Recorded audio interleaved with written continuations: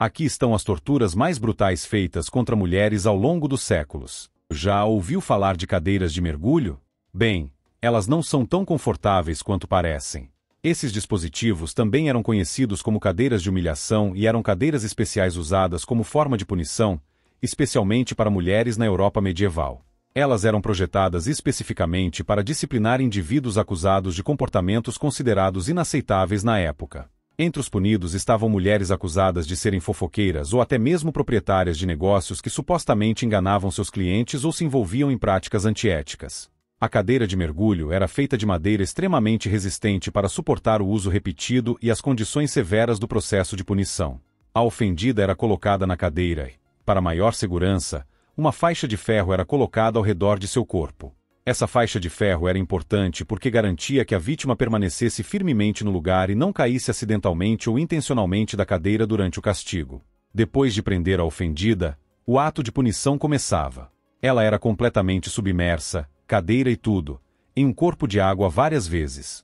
Sempre que uma mulher era sentenciada a essa punição, os magistrados ou juízes determinavam quantos mergulhos ela deveria suportar. Basicamente, o número de mergulhos dependia da gravidade da ofensa alegada. O objetivo do mergulho não era apenas causar desconforto físico, mas também servir como forma de humilhação pública, já que esses eventos geralmente eram realizados na presença de multidões animadas. Em alguns casos infelizes, as mulheres realmente morriam ou tinham que lidar com complicações graves de saúde pelo resto da vida, especialmente se estivessem fracas devido a punições anteriores.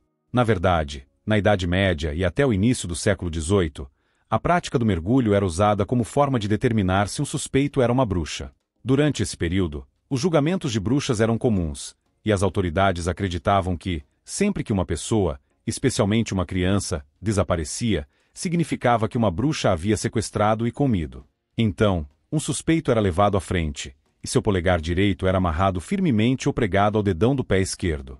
Depois de ser amarrada, uma corda era presa ao redor de sua cintura, e ela era jogada em um rio ou outro corpo de água. A crença por trás do teste era que a água era um elemento puro e, se a mulher fosse uma bruxa, seria rejeitada pela água e flutuaria.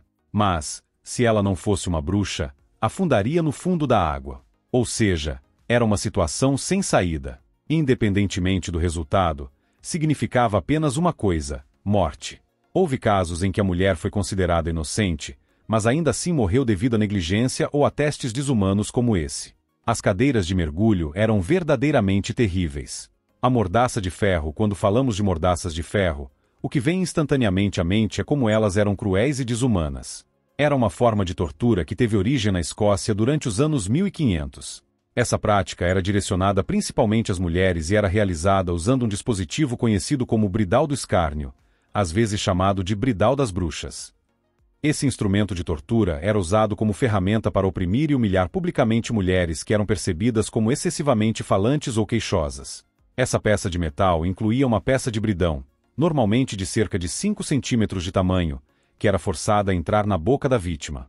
Essa peça pressionava com muita força a língua e tinha um espinho afiado para restringir o movimento, causando muito desconforto. Se a vítima tentasse falar, o espinho perfuraria sua língua. Como parte do castigo, um guarda conduzia a mulher pela cidade com uma coleira. Algumas versões do bridão incluíam um pequeno sino preso à estrutura, que tilintava enquanto a vítima se movia, atraindo a atenção de transeuntes e formando uma multidão. Houve vários casos documentados na Inglaterra onde mulheres foram submetidas à brutal punição de usar o bridão de ferro por razões além de fofoca ou reclamações. Às vezes, mulheres eram alvo por seu envolvimento em protestos sociais ou dissidência religiosa. Pera da angústia, também conhecida como pera do estrangulamento, é um dispositivo com uma reputação extremamente aterrorizante. Preciso dizer que isso pode ser difícil de ouvir.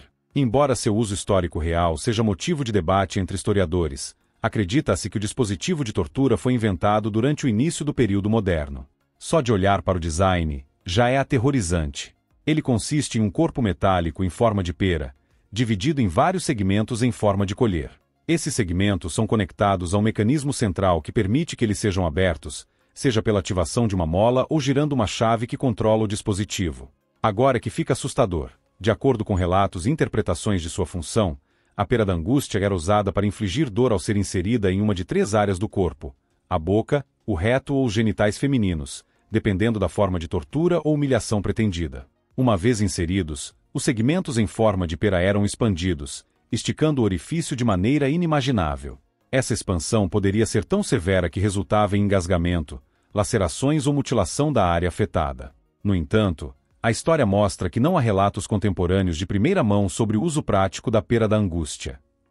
Aqueles que insistem em sua utilização prática concluem que a ausência de registros poderia ser porque o dispositivo era usado em segredo, longe da vista pública, por indivíduos como sequestradores ou outros criminosos que operavam fora da lei.